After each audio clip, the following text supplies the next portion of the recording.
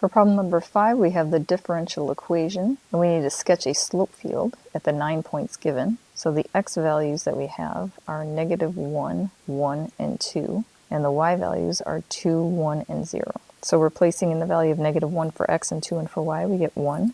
Replacing in 1 in for x and 2 in for y, we also get 1.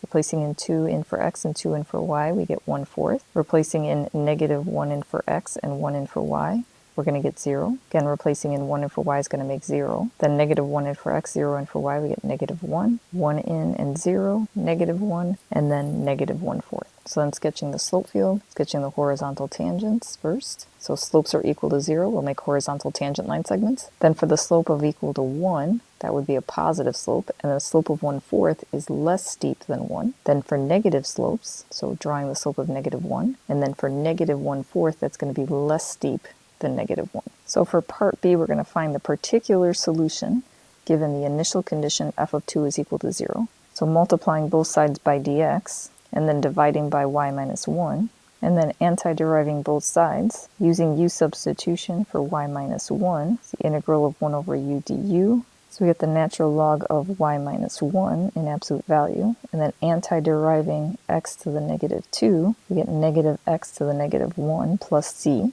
Then using the initial condition to solve for c, replacing in 0 for y and 2 for x, we get c is equal to 1/2. Then into the general solution, replacing in the value of c, solving for y by exponentiating both sides. The absolute value can go away considering what is the value of y minus 1. Does that come out positive or negative? So using the value of y, which is 0, 0 minus 1 is going to be a negative number, so we're going to go ahead and keep the negative, and then adding over 1. For part C, we need to find the limit as x goes to infinity of the function that we figured out in part B.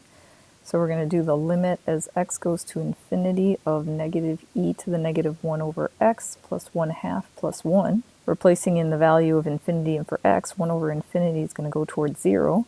So we're left with 0 plus 1/2. So we have -e to the 1/2 plus 1.